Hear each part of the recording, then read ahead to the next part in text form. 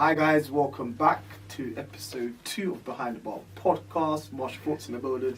Myself, Sir David Spyro. Welcome to this wonderful cold November.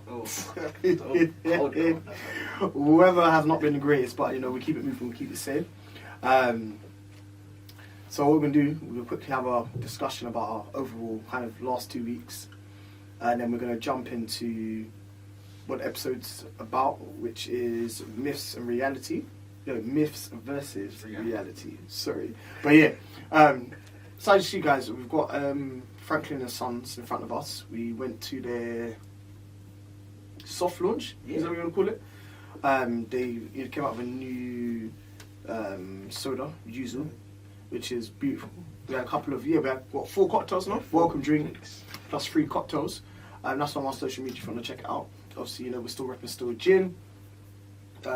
Then we got the El Rayo, where we did the El Rayo night 4 weeks. Was it 4 weeks or 6 weeks? Oh, 6 weeks. 6 weeks, wow. At one of our former places that we worked at. And at the front, we got some mini bottles of Jaeger, because on Monday we went to the Jägermeister competition. But that was 6. So basically, it was 9 bartenders across the world. Yeah. We did have representation from Scotland and UK. And they had made a cocktail for judges to try, taste, and then vote. But obviously, we could vote as well. I can't remember where the lady was from in the end. I thought it was Poland or Hungary. I think it was Hungary. I think it was Poland or Hungary. Yeah, she won.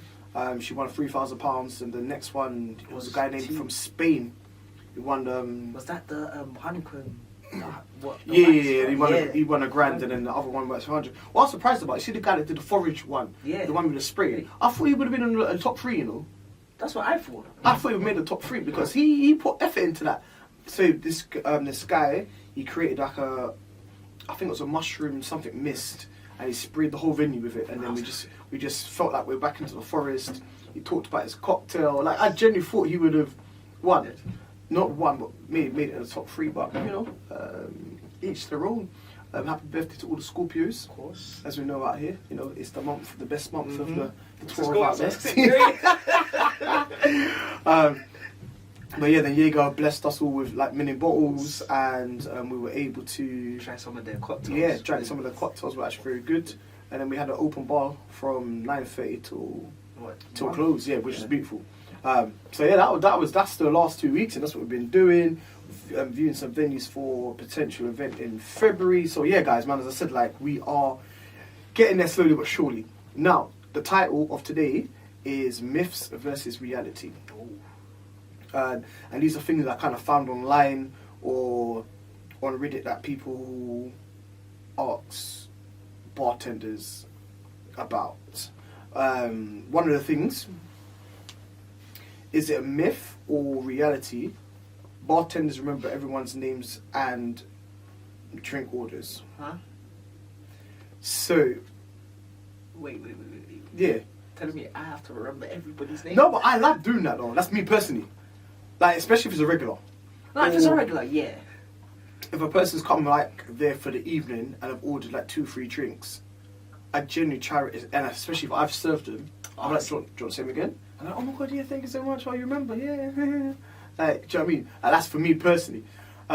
Some people say that's a myth, but like, if we care about you and you kind of care about us, we genuinely do remember names, drink that you like, and it opens up a conversation. Oh yeah, we've got a new tequila in. Do you want to try this? Or we've got a new gin. So excuse me, that you want to try, sort of thing. But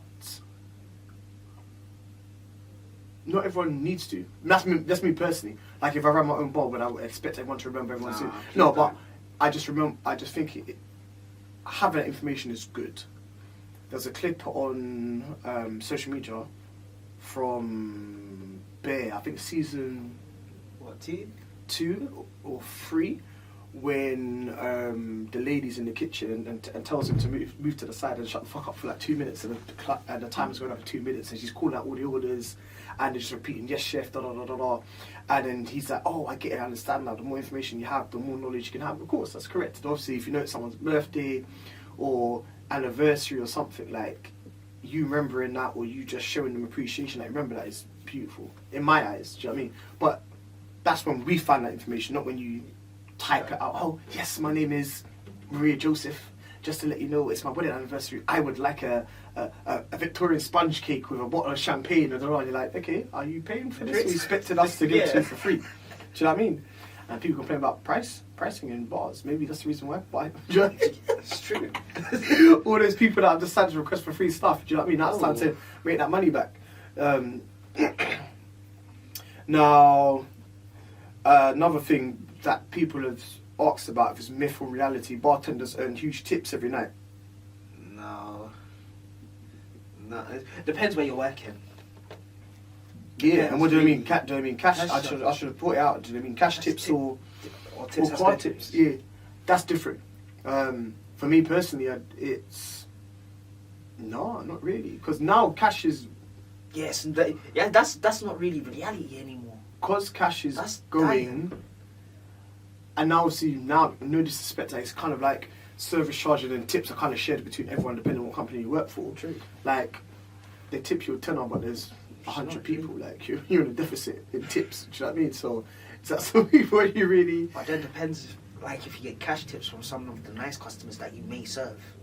Yeah, of course. And they become like, regulars anyway. Like, they'll come in now and again, and I'll drop you like a 10 or a 20 when they see you, which is also nice as well. Mm-hmm. So, I'll say that's kind of like in the middle. reality versus myth. I'll say in the middle. Yeah. You know, another one is either myth or reality. Bartenders always know every single cocktail. The reality is there's 1,000 cocktails. Bang at it. We personally, bartender wise, like Okay, out of classics, how many do you know? yeah, but probably about 50 plus. Okay. Potentially. Do you know what I mean? But so that's just me repeating. Like even now, I still look back at my old classic cocktail book and just go through them anyway. You know, it's also nice that when you're on the bar, someone shouts, how'd you make a Bolivario? It's da da da da. How'd you make a Black Russian? Do you know what I mean? Like it's nice, that feeling, if that makes sense. And where we work is, you get some people ask for the classics, but not as much as obviously. What's the regular espresso? Or Yeah, that's just calm. the Do you heat know what I mean? But like aperitivo kind of classics like Bolivario. Those you wouldn't really see. Yeah, I made two. Yeah, gentleman came. He must have been a bartender. Only bartenders ask for those drinks. True. That's what I realised. A lot of the time that people come in and ask for the drinks, it's generally bartenders. It's not.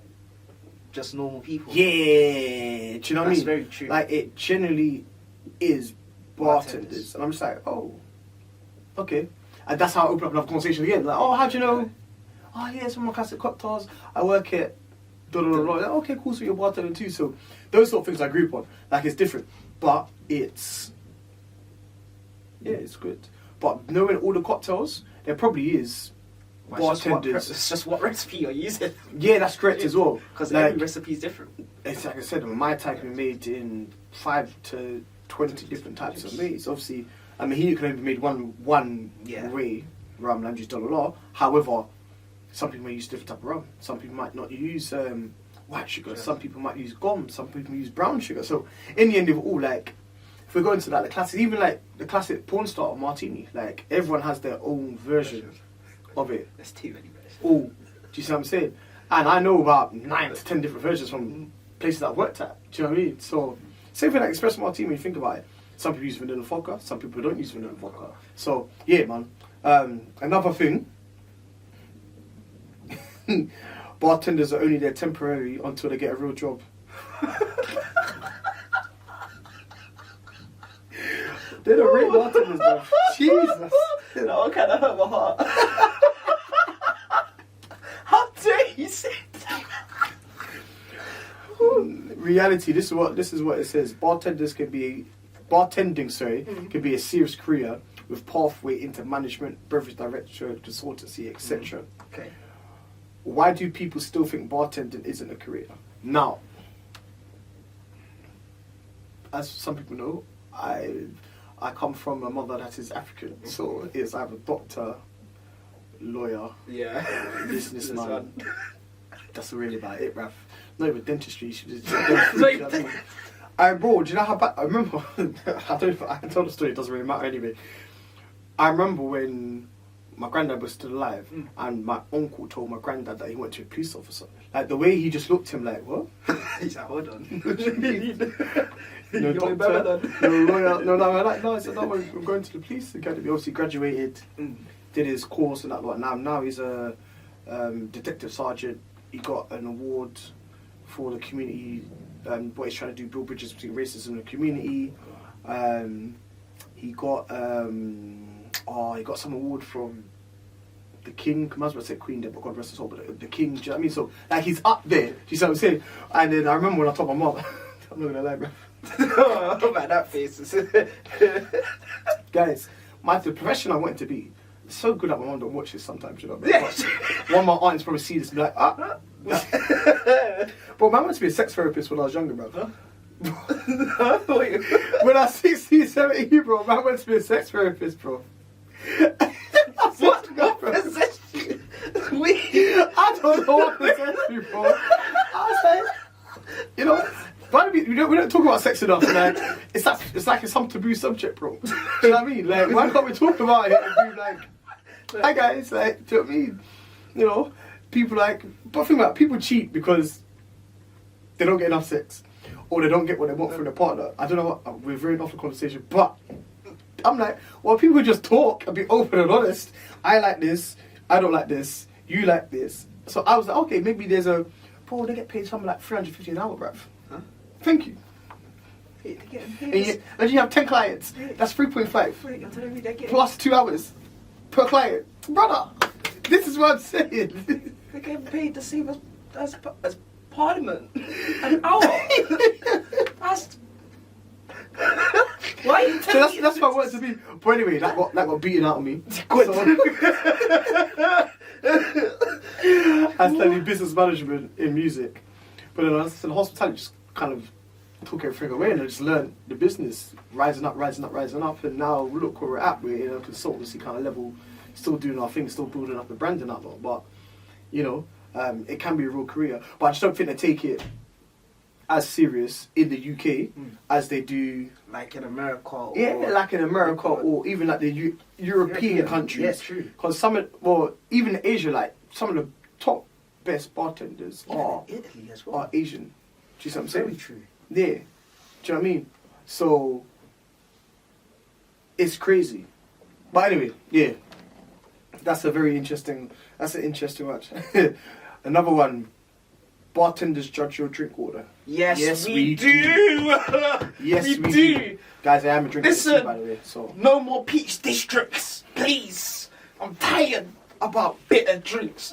How dare you? Don't boy it. The way I had to... No, listen. You see this one drink? I am tired of people ordering it. If you order it and you say it in my face, I'm screw facing you and telling you order the next thing. Yeah, right, no, give it's not me my suggestion. Yeah.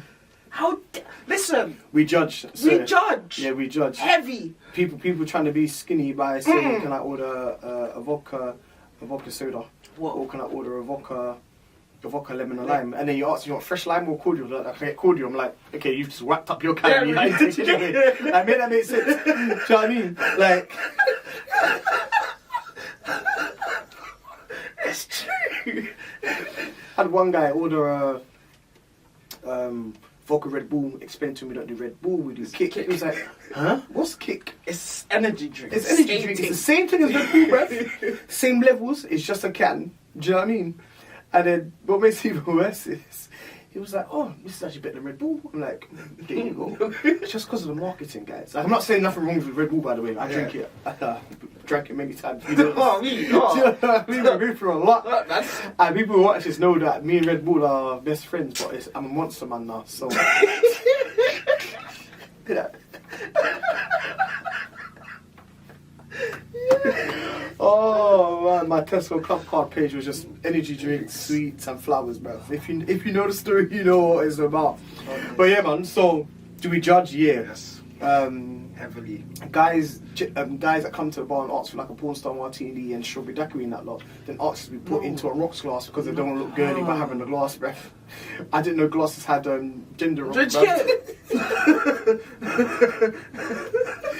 Well, next thing they're gonna say, can I get a hot drink in an actual mug instead of a little cup? Like, what's next?